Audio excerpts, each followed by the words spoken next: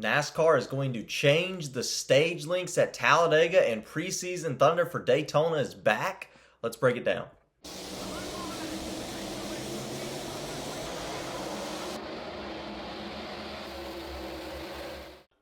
Hello everybody, welcome to Dirty Air. I'm your host Alex Lambert, and let's talk about some rule changes coming to NASCAR's Superspeedway package that has drawn some criticism from a lot of fans and drivers alike. Let's break it down. We're going to change the stage lengths at Talladega in just a few weeks on April the 26th, and we're going to add back Daytona preseason thunder, which was something that we had for a long time and went away in 2014. Let's sort of break down exactly everything we know right now, which is not a whole lot about exactly what's going to happen, but it's certainly interesting. Now, I'm going to just scroll through NASCAR.com here. So once again, NASCAR will shorten the length of its final two stages in April 26th race at Talladega Superspeedway to address the fuel-saving concerns on Superspeedways. So it also mentions here next January will bring the return of the preseason thunder test to Daytona International Speedway. That's going to address the new potential technical changes to the cars that could lessen the impact of the conversation strategies at Superspeedway. So less fuel saving, more able to pass on the racetrack.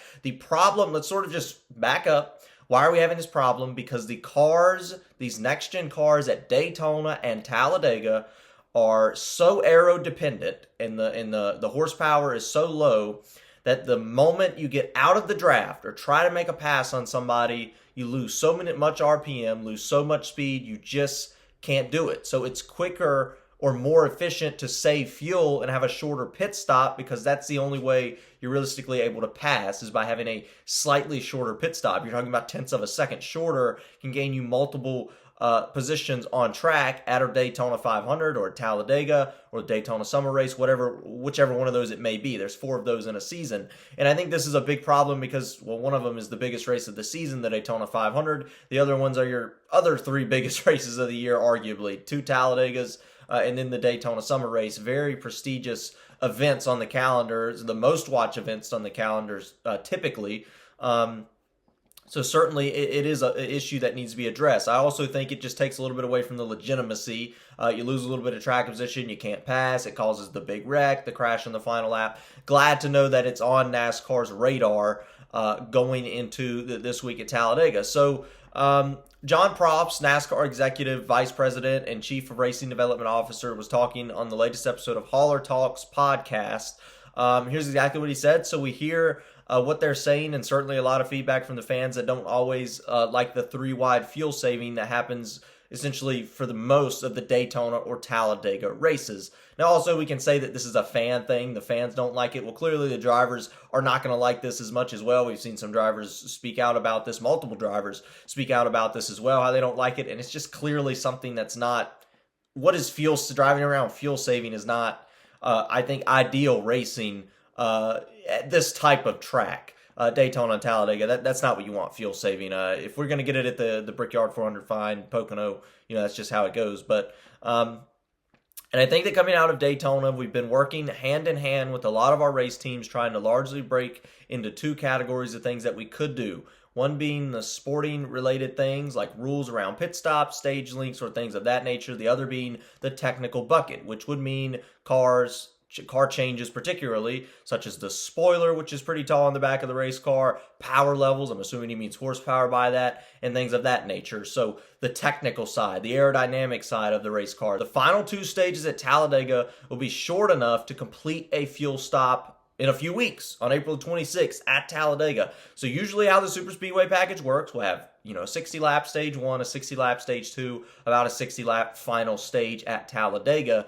What he's saying this year is the first stage will likely be around 100 laps. So you're going to see maybe some fuel-saving strategy in the first stage, and then the final 2 will be under 50 laps apiece, which will be, including the caution laps, will be plenty to run a full stage without coming to pit road for fuel. You wouldn't need tires at all, so you would go the final stage without pitting. Now, before we get all excited about this and think, oh, this is going to fix the fuel saving, I think the issue is a little bit bigger than that. So yes, it will fix the fuel saving aspect of it, but it's not going to fix the ability to pass. So we don't know yet because it could change when you get into the race, but what we're probably going to see is the 2x2 maybe even single file, but most likely we're going to see the 2x2 stalled out racing like we saw a year ago at the end of Talladega, which is not going to be exciting either. So don't get too I just wouldn't go into this thinking, oh, the fuel savings gone, it's going to be a heck of a Talladega race.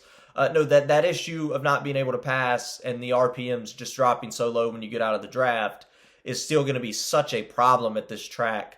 I don't think that's going to go away by eliminating the fuel saving at all. That's the reason we have the fuel saving, which actually for me, the fuel saving has been like kind of interesting to watch over the last few years. It's not what we want to keep. I'm not saying that, but it's been like, okay, they're trying to do this. They're trying to find a way to fuel save. Different manufacturers trying to control the pace, whatsoever, what it may be. The one thing I don't like is the leader burns way more fuel than everybody else. So it's a disadvantage to lead at this racetrack, which just I don't think is very good at all. So, once again, he sort of mentions that, sort of, goes on how the first stage can be interesting with fuel strategy. Some might try to pit by going faster. Some might try to save fuel in one pit. It'll be interesting to see. Could we have not reversed it? Just a question. Could we have not done the 50 laps to start and then the 100 laps? We just spitballing here. Could we not took out the stage cautions? Because that'd help maybe. I don't know. I still think you'd want to fuel save to get the shortest pit stop. But also big news here for a lot of fans that have begged for this. Now, I never got to see it. I think it was on the TV in 2014 when I was at a restaurant, but I was not watching it particularly. I didn't even know it existed at the time when I was really little.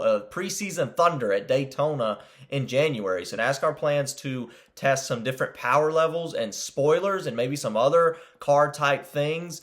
Prop said to fix the fuel strategy issue or the saving issue would occur before the Rolex 24, which is slated for January 30th through 31st, 2027, and will be preceded by an IMSA test at the track on January 22nd through the 24th. Looks like to me what they're going to be testing is lower drag, so potentially maybe the underbody a little bit shorter, maybe the spoiler a little bit shorter, taking out some aerodynamics. But also an interesting thing, I wonder if you could try higher horsepower, which would give you higher speeds, but that could allow, and Denny Hamlin is where I'm getting this. I'm kind of going off of what he said multiple times about the Daytona 500. That would allow a breakaway. So if you look at, it's really interesting. If you look at Daytona in 2014 or 2015, or where it's not necessarily more horsepower but less drag, there is a breakaway. There's breakaways throughout the field. There can be a dominant car of the race. Dale Jr. used to do it all the time in that era. Now you just don't get that. Everybody's so close, so tight, sucked together essentially in the draft. It creates these kind of fluky situations, the big wrecks, which I don't know is exactly what you want for a legitimate race long term. So yeah, I just thought it would be interesting to take a look at it. That's really it. All there's to talk about. Let me know what you think about the new rule changes. And of course, going into Bristol this week, let's get rowdy.